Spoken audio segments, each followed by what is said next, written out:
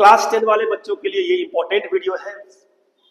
जो वीडियो में मैं बताऊंगा उससे पहले ये जानना इंपॉर्टेंट है कि लास्ट के जो 10 डेज आपके पास बचे हुए हैं, आज से लेकर के जो आपका 9th तक का डेट बचा हुआ आपके पास, 10th को तो एग्जाम ही है, उस टाइम में इतने कम टाइम में किस तरीके से पढ़ा जाए, किस तरीके से प्रैक्टिस किया जाए कि आपको अच्छा से अच्छा स्कोर मिले।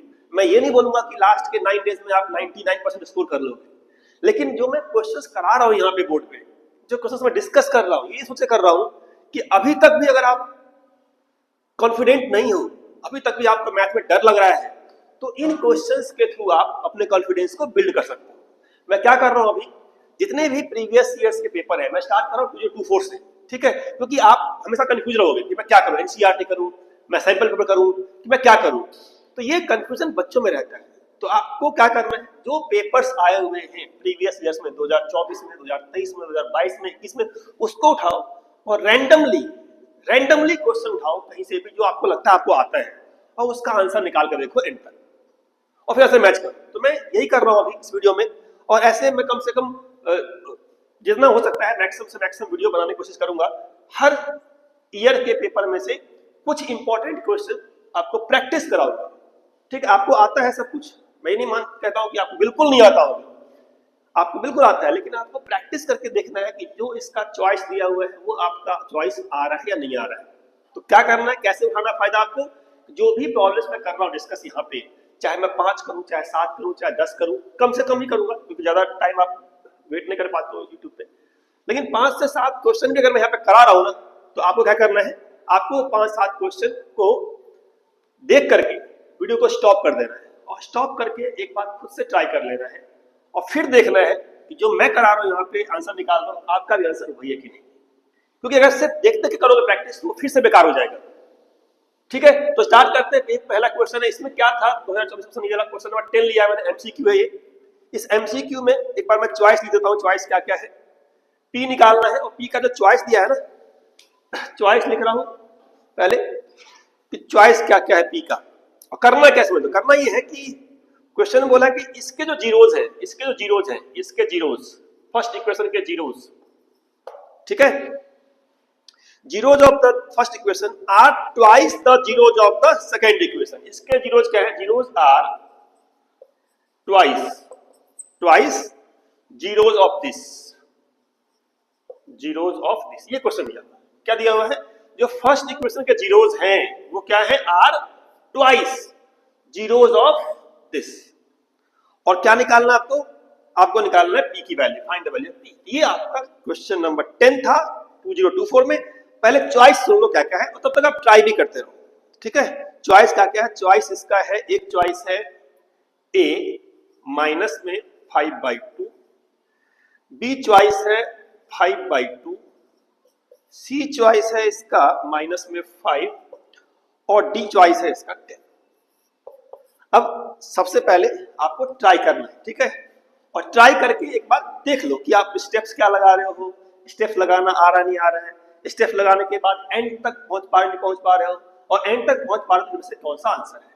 मैं भी ट्राई कर रहा हूं, ठीक है, और फिर मैच करेंगे कि आंसर मैच कर रहा है नहीं मैच कर रहा है, ठीक है। तो सबसे पहले देखो कॉन्सेप्ट क्या है, क्या निकालना है, पी निकालना है ना, इस इक्वेशन से पी निकालना है। और क्या लिखा है, इसके जो जीरोज है are twice the zeros of this, ठीक है। मतलब अगर मैं इसका जीरोज निकाल पाऊं फैक्टराइज करके, तो उन जीरोज का डबल करके इसका जीरो पता लगा लेंगे, ठीक है। लेकिन कभी भी जीरोज वाले क्वेश्चन फैक्टराइज नहीं करना होता, ठीक है ना, फैक्टराइज करने का जरूरत नहीं पड़ता है। फैक्टराइज कर सकते हो आप, लेकिन जरूरत पड़ता नहीं, क्योंकि आपको निकालना क्या है, निकालना पी है, पी निकालना है इसका। अगर मैं इसके जीरोज का सम लिखूं, क्या लिखूं, सम, क्योंकि निकालना मुझे पी है, निकालना क्या है, पी है ना, क्या निकालना, पी निकालना है। तो पी निकालने के लिए अगर मैं क्या लिखूं, इस इक्वेशन के जीरोज का सम, मान लिया इसका जीरोज क्या, अल्फा बीटा, मान लिया, क्या मान लिया, अल्फा बीटा, ठीक है ना। तो अल्फा प्लस बीटा क्या देगा, जीरोज का सम क्या होता है, माइनस में b/a। कितना b है, इसका b p है, इसका a क्या आपका 1 है, इसका b क्या है, p है, ये क्या है 1 है, तो माइनस में p आ गया, आया। तो तो मैंने ये क्यों लिखा, क्योंकि मुझे लाना p है। तो p कैसे आएगा, जब मैं जीरोज का सम लिखूंगा अल्फा प्लस बीटा। ठीक है, क्या अपने को अल्फा प्लस बीटा का पता लग जाए, अगर अपने को अल्फा प्लस बीटा पता लग जाए पुट कर देंगे आंसर आएगा p हमारा। लेकिन अल्फा बीटा हमें दिया, हमें क्या बोला कि इसका जो भी जीरो अल्फा बीटा है are twice the zeros of this. तो अगर इसका लिया मैंने अल्फा बीटा लिया है जो इसके जीरोज का ट्वाइस है, इसका मतलब इसका जीरोज क्या हुआ, अल्फा बाई 2 और बीटा बाई 2 ही तो हुआ। अगर मैंने इसके जीरोज को मान लिया अल्फा बीटा और इसका जीरोज इसके जीरोज का ट्वाइस है, इसका मतलब इसका जीरोज अल्फा बाई 2 और बीटा बाई 2 है, ये इसके जीरोज हैं। अब आप क्या करोगे, अब आप यहां से सम निकाल लो। इस इक्वेशन के जीरोज का सम अगर लिखा जाए, सम ऑफ जीरोज सेकेंड वाले का, तो देखो क्या मिलेगा। आप क्या करते हो, आप शुरू हो जाते हो फैक्टराइज करना। ठीक है, फैक्टराइज करने से भी आ जाएगा, मैं नहीं करूँ नहीं आएगा, मैं उससे भी दिखाऊं करके। लेकिन जो कॉन्सेप्ट होता है ना जीरोज का, उसमें आपको फॉर्मूला लगाना होना चाहिए। जो फॉर्मूला सीखा आपने सम ऑफ जीरोज है प्रोडक्ट, मैंने यहाँ प्रोडक्ट नहीं लिखा क्योंकि क्यू की कोई बात नहीं हो रही, यहाँ पे बात हो रही है पी की। अदरवाइज मैं प्रोडक्ट में लिखता है, यहाँ पे सम लिखा था ना यहाँ पे, बट यहाँ पे निकालना क्या पी है, तुम क्यों जाए क्यू के अंदर, जाना ही नहीं क्यू के अंदर। ठीक है ना, तो जो सम ऑफ जीरोज है किसका, दूसरे वाले का, उसकी वैल्यू क्या आएगी, फिर से वही formula minus B by A. कितना है बी इसका, इसका बी माइनस 4 है, ए कितना 4 है। तो जब माइनस बी बाई ए करोगे तो क्या आएगा, equal to minus B, B क्या है माइनस 5 है, बी क्या माइनस 5 है, तो minus of minus 5 divide by A कितना है, ए आपका 4 है, 4 है, तो ये आ गया 5/4। ठीक है, क्या आ गया सम ऑफ जीरो, ये क्या है अल्फा बाई 2, तो alpha by 2 plus beta by 2 आया 5/4। यहां से अपने पास अल्फा प्लस बीटा अगर निकालेंगे बाई 2 क्या आएगा 5/4। यहां से 2 को हटाओगे उस साइड 2 जाएगा मल्टीप्लाई में, 2 से 4 काट दिया तो फाइनली क्या आया 5/2। सो मेरे पास अल्फा प्लस बीटा की वैल्यू आ गई 5/2, जो मैं यहां अगर पुट कर दूं, कहां पुट कर दूंगा, इधर इधर इधर इधर, तो अपने पास p की वैल्यू आ जाएगी। ठीक है, तो अल्फा प्लस बीटा 5/2 था, यहां रखा 5/2। ठीक है, तो 5/2 इक्वल टू माइनस पी, देख लो p का दिखाया, सो p इक्वल टू माइनस 5/2, क्या बोलेंगे p इक्वल टू माइनस 5/2। ये कॉन्सेप्चुअल तरीका हुआ सॉल्व करने का, इसे कहते हैं कॉन्सेप्ट, या जो भी आपने सीखा है क्लास 10 में, आपने क्या सीखा है sum of zeros and product of zeros, तो मैंने उसका इस्तेमाल किया। अदरवाइज बिना उसके भी कर सकते हैं, वो भी दिखा दूं कैसे। हो सकता है कई बार आपके माइंड में आइडिया ना आए, लेकिन सीखना यही है, आइडिया ये आना चाहिए, क्योंकि अगर ये आइडिया नहीं आएगा तो बाकी क्वेश्चन में अटक जाओगे आप। तो आपको ये आइडिया सीखना है कि अगर मुझे क्वाड्रेटिक का क्वेश्चन है, जीरोस की बात हो रही है, तो मैं सम लिखूंगा और प्रोडक्ट लिखूंगा। मैंने प्रोडक्ट यहाँ पे नहीं लिखा क्योंकि यहाँ पे प्रोडक्ट में क्यू आएगा और क्यू क्या यहाँ पे कोई बात नहीं था, इसीलिए, अदरवाइज मैं प्रोडक्ट में लिखता। अब मान लो ऐसे ना करके कैसे करना हो, ये तो सिंपल इक्वेशन है, इसको फैक्टराइज कर सकते हैं, तो इससे भी करके देखो आंसर वही आएगा, 4x² है माइनस 5x है माइनस 6 है इक्वल टू 0। इसको फैक्टराइज कर लेते हैं, 6 5 या 30 होता है ना, 30 सॉरी 6 4 जा 24, तो 24 है माइनस में, तो इस 5 को ब्रेक कर लेते हैं। ठीक है, तो 4x², इस 5 को लिखते हैं माइनस में 8x प्लस में 3x, तो -8 प्लस 3 -5 आएगा, और -8 इंटू -24 आएगा। तो ये भी ऑप्शन अपने पास है अवेलेबल, ऐसा नहीं कि नहीं कर सकते, बट अगर इस पे डिपेंडेंट रहोगे तो कई बार ऐसे क्वेश्चन आएंगे जहां पे फैक्टराइज करने में आप स्टक कर जाओगे। तो फैक्टराइज करके तो मैं निकाल ही सकता हूं अगर निकल जाए तो, बट हमेशा नहीं निकलेगा, इस बात का ध्यान रखना। तो इसलिए ये वाला अप्रोच इंपॉर्टेंट है। अब यहां से कॉमन निकाल लो, 4x क्या आएगा x-2 प्लस 3 कॉमन निकाल लो, यहां से आएगा x-2 कर दिया 0, तो यहां से x-2 इंटू में क्या 4x प्लस 3 इक्वल टू 0 आया। तो जो आपके पास यहां से 0 जाए क्या है, x इक्वल टू 2 और x इक्वल टू माइनस में 3/4। तो ये अपना जीरोज किसका हो गया, इसके जीरोज हो गए। और हमें क्या बोला हुआ है कि इसका जीरोज क्या है, इसके जीरोज का डबल है ना। तो अगर इसका जीरोज 2 और 3/4 है, तो यहां से इसका डबल करेंगे, तो इसका डबल क्या आएगा, इसका डबल 4 आएगा, इसका डबल क्या आएगा, इसका डबल ट्वाइस, तो माइनस 3/4 का डबल, तो माइनस में 3/4 का डबल, डबल मतलब मल्टीप्लाई बाय 2, तो माइनस 3/4 का डबल ट्वाइस कर दिया। ठीक है ना, इसका ट्वाइस ये, इसका ट्वाइस ये, तो 2 2 जा 4, तो माइनस 3/2, तो 4 एंड माइनस 3/2 क्या है आपका, ये आपका जीरोज किसका आ गया, इस वाले इक्वेशन का। ठीक है।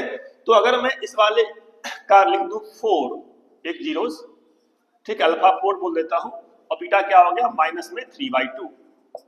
ये एग्जैक्टली निकाल लिया मैंने। अब ये एग्जैक्टली अगर निकाल लिया तो इसका सम क्या होगा माइनस पी। तो 4 और इसका सम तो 4 plus minus 3/2 equal to minus P. यहाँ पे देख लेते हैं 4 प्लस में माइनस 3/2 ये हो गया alpha plus beta sum minus P by A, minus में P by 1 minus P. Check कर लो कितना आएगा 8 minus 3 5/2 equal to minus P. यहाँ से भी पी क्या आया, पी यहाँ से भी माइनस 5 ही आएगा, पी क्या आ गया माइनस 5। तो 5/2 माइनस 5/2।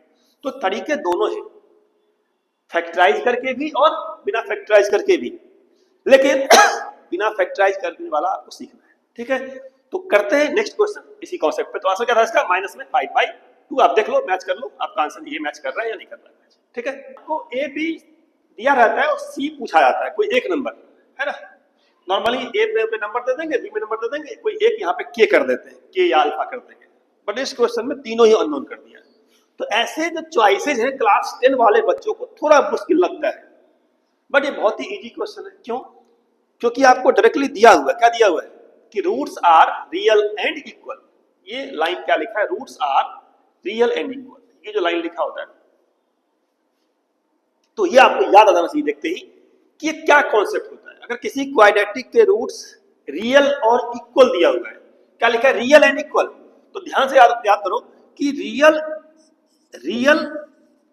एंड अनइक्वल अगर लिखा होता है अनइक्वल तो डी मोर देन 0, ये थोड़ा मुश्किल होता है क्या, इनइक्वालिटी यहां पे है। लेकिन अगर लिखा है रियल एंड इक्वल तो उस केस में तो सिंपल डी बोलते हैं, क्या डी बोलते हैं इक्वल टू 0। क्या होता है डी इक्वल टू 0। और इमेजिनरी रूट्स कब होता है, इमेजिनरी रूट्स, तो इमेजिनरी रूट्स कब होता है जब डी हमारा क्या हो डी लेस देन 0। इसे कहते हैं नेचर ऑफ रूट्स। ये थ्योरी आप जानते हो, तो थ्योरी में कोई बड़ी बात नहीं, थ्योरी सबको पता होता है।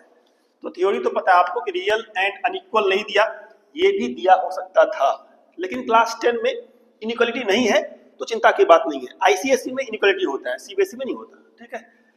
रियल एंड इक्वल दिया है, डी इक्वल टू 0। तो फॉर्मूले में डी का फॉर्मूला होता है बी स्क्वायर माइनस 4ac।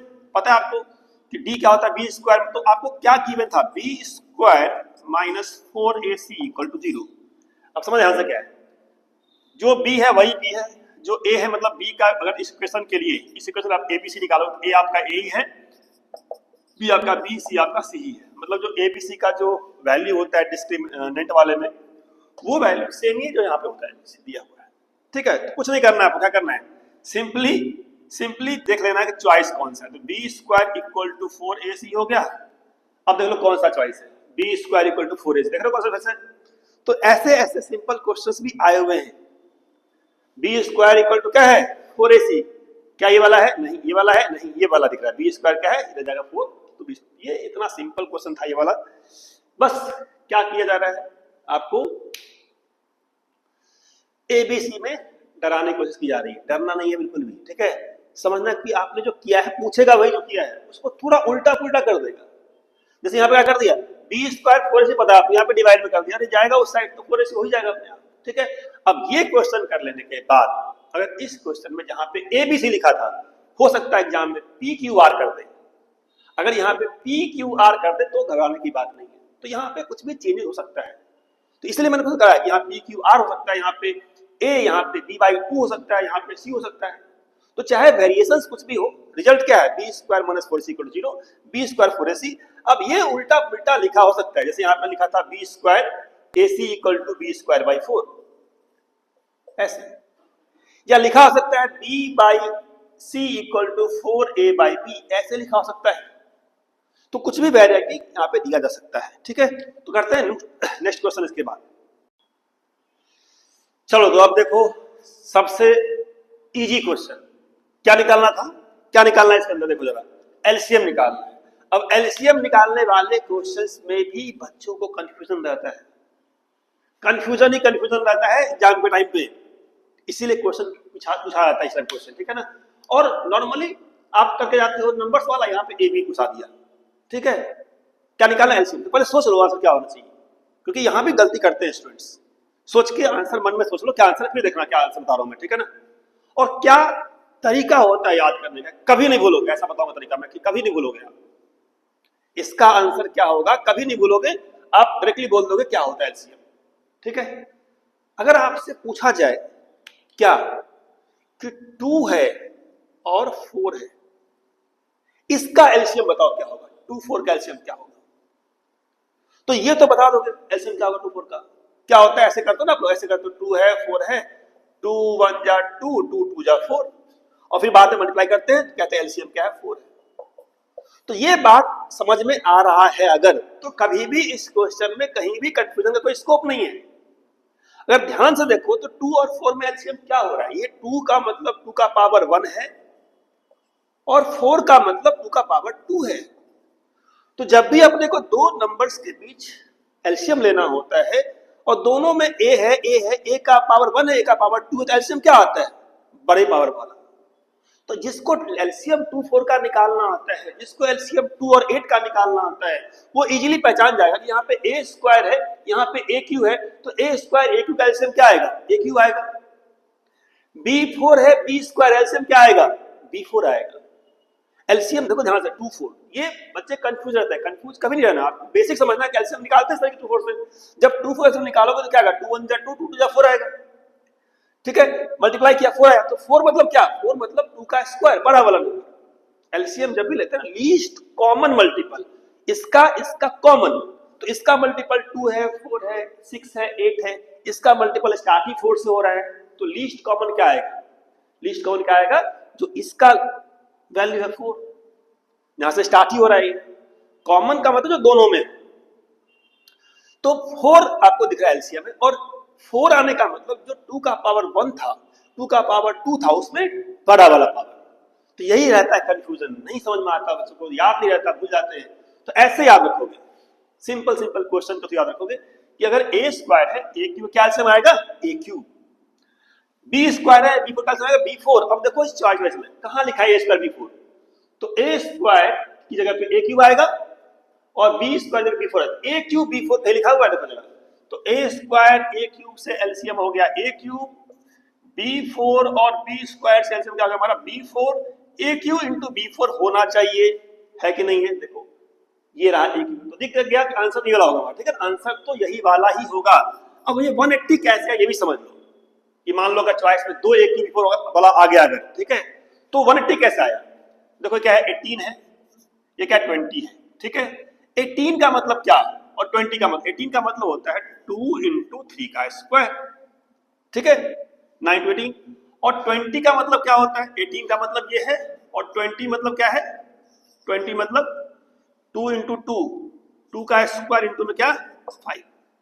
अब देखो 2 है 2 स्क्वायर है, तो एलसीएम में क्या लेते हैं हम लोग, 2 स्क्वायर लेंगे एलसीएम, 3 स्क्वायर लेंगे एलसीएम, एक ही होगा 3 स्क्वायर है, और क्या लेंगे 5 लेंगे, 2 2 स्क्वायर है बना लेंगे, यहाँ तो एक ही है तो 3 स्क्वायर लेंगे 5 लेंगे। अब करो मल्टीप्लाई, कितना आएगा 4 9 और 5, तो 5 4 जा 20 इंटू में 9 कितना आया 180 आएगा।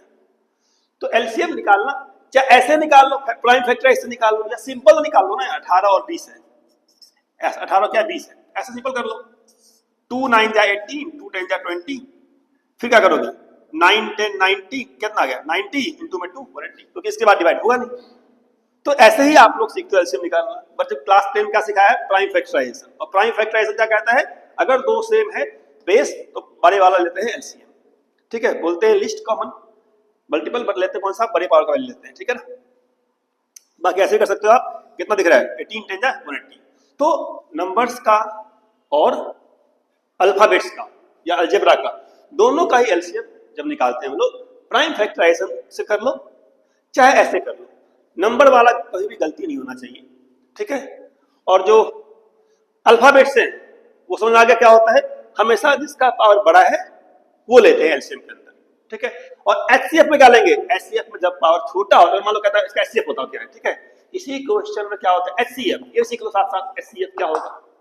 तो एचसीएफ में ए स्क्वायर बी 4 ए क्यू बी स्क्वायर, तो ए स्क्वायर दोनों में है बी स्क्वायर दोनों में है, तो एचसीएफ में ए स्क्वायर बी स्क्वायर यहाँ आएगा, क्या आएगा ए स्क्वायर बी स्क्वायर आएगा, ठीक है। और HCF में जब कॉमन निकालेंगे हाईएस्ट कॉमन तो 2 है और 2 स्क्वायर, हाईएस्ट कॉमन क्या आएगा, हाईएस्ट कॉमन सिर्फ 2 है, जो इसमें भी एक बार है इसमें भी एक बार है, तो HCF में क्या होगा 2 इंटू में, अच्छा इन दोनों में 3 कॉमन है, 3 कॉमन नहीं है, 5 कॉमन है, 5 भी कॉमन नहीं है, सिर्फ कॉमन क्या था 2 था common, highest common factor, highest common factor इसमें क्या है 2 है, जो एक बार है इसमें भी और इसमें भी, 3 कॉमन है ही नहीं, 5 कॉमन, सिंपली क्या आएगा 2a स्क्वायर बी स्क्वायर, ये आपका HCF था, ये क्या था आपका, ये HCF का आंसर था, ये था HCF का आंसर, ठीक है, तो ये क्या था LCM का आंसर, ये क्या था LCM का आंसर।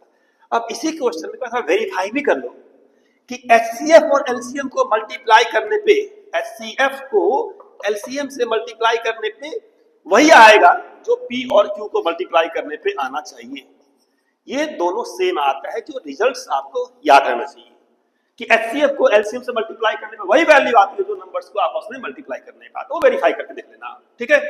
चलो करते हैं नेक्स्ट क्वेश्चन। इसके बाद ये क्वेश्चन है 3 मार्क्स का, सेक्शन सी का 3 मार्क्स क्वेश्चन है, ठीक है ना। तो ये 3 मार्क्स का जो क्वेश्चन है ना, फिर से बता रहा हूं, अगर आप देख रहे हो वीडियो को स्टॉप कर दो, बेनिफिट तभी होगा, अदरवाइज बेनिफिट कुछ नहीं होगा इसको देखने का, ठीक है ना। स्टॉप कर दो, क्वेश्चन में क्या गिवन है 2 पॉइंट दिया है, तो ये पॉइंट इसको डिवाइड करती है, पूछा है कि इन व्हाट रेशियो, रेशियो बताना है, क्या बताना है आपको रेशियो, ठीक है, क्या निकालना है रेशियो निकालना है, रेशियो क्या होगा, और ये y भी बताना है, ये y क्वांटिटी बताना है, दोनों, ठीक है। तो ऐसी बात नहीं कि आप नहीं जानते इस क्वेश्चन को, रेशियो वाले क्वेश्चन को जानते हो आप, लेकिन क्या है प्रैक्टिस है, प्रैक्टिस नहीं करोगे गलती होगी। मैं भी आंसर नहीं देख रहा हूं, आप अपना सॉल्व करो, मेरा सॉल्व होने दो और फिर एंड मैच कर लेना, ठीक है, लेकिन देख देख के उतारना मत गलती से भी, तभी फायदा होगा वीडियो देखने का। तो 1 2 दिया है 8 5 y, इसको डिवाइड करती है, रेशियो बताना है, मान लेते हैं लेमडा और 1, लेमडा 1 लिखो चाहे k/1 कर लो, तुम्हारा मर्जी हो, ठीक है, यहाँ पे k कर सकते हो तुम, ठीक है। तो जो रेशियो वाले क्वेश्चंस होते हैं, अगर आपको 8/3 दिया हुआ है, क्या x की वैल्यू है, x की वैल्यू है, तो 8/5 का जो वैल्यू होगा इक्वल टू, इसको मल्टीप्लाई करते हैं इससे और इसको मल्टीप्लाई करते हैं किससे, इससे, ये तो होता है 2 लड़कियों के बीच लड़ाई होती है, पहली लड़की ने दूसरे का बाल पकड़ लिया तो दूसरी पहले का बाल पकड़ लेगी, ठीक है, ये मान लो हेयर है तो इसका हेयर ये हुआ x वैल्यू, तो अगर इसने इसका x पकड़ा तो ये भी इसका x ही पकड़ेगा। लड़कियों में क्या होता है, एक ने बाल पकड़ा दूसरे ने बाल ही पकड़ता है उसका, ठीक है, एक ने पकड़ लिया कॉलर, दूसरा कॉलर पकड़ेगा उसका, तो अगर बाल पकड़ा इसने x पकड़ा तो ये भी इसका x पकड़ेगा। ये सबसे बड़ी गलती है कि आप x और y समझ नहीं पाते हो, ठीक है, तो ये ध्यान रखना है कि अगर ये इसका x के पास जा रहा है तो 1 इसके x के पास ही जाएगा, तभी हमें x मिलेगा, ठीक है। तो 8/5 अगर y दिया होता तो y के पास जाता है, x दिया है तो x के पास गया 2, तो लेमडा इंटू में 2 प्लस 1 इंटू में क्या 1, 1 इंटू में 1, डिवाइड में क्या, डिवाइड में लेमडा प्लस 1। ये सब पेपर के क्वेश्चंस है जो आपको प्रैक्टिस करके जाना है, ठीक है। तो 8/5 विकल्प इतना आ गया, किसी बाबा के चक्कर में मत रहा करो कि ये क्वेश्चन आएगा वो क्वेश्चन आएगा, जो क्वेश्चन आ चुका है उसको रिवाइज करोगे आप, ठीक है। तो 8/5 इक्वल टू क्या आ गया 2 लेमडा प्लस में 1 डिवाइड बाय लेमडा प्लस 1। क्या फॉर्मूला होता है, फॉर्मूला में कहते हैं कि अगर कोई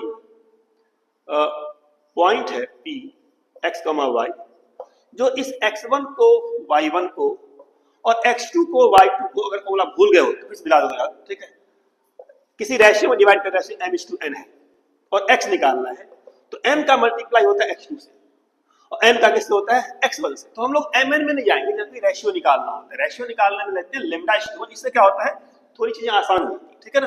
तो x क्या होता है m का मल्टीप्लाई x से mx2, n का मल्टीप्लाई x1 से nx1 bye n plus n। ऐसे जब y निकालते हो तो क्या होता है my2 plus ny1 by n plus n। बस हम लोगों ने क्या किया m और n की जगह पे लेमडा और 1 ले लिया, जब भी रेशियो निकालना होता है लेमडा 1 लेके चलते हैं। अब ये सिंप्लीफाई करना है बहुत आराम से, ठीक है, बहुत ध्यान से, एग्जाम देते टाइम बिल्कुल आगे पीछे झांकना नहीं है, अपना काम करना। 8 लेमडा प्लस में 8 इक्वल टू कितना हो गया 5 2 10 लेमडा, ठीक है, प्लस में 5, अब लेमडा ले जाओ उस साइड, तो 10 लेमडा से 8 2 लेमडा यहाँ पे आ जाएगा। 5 ले जाओ इस साइड, 8 से 5 कितना है 3 हो गया।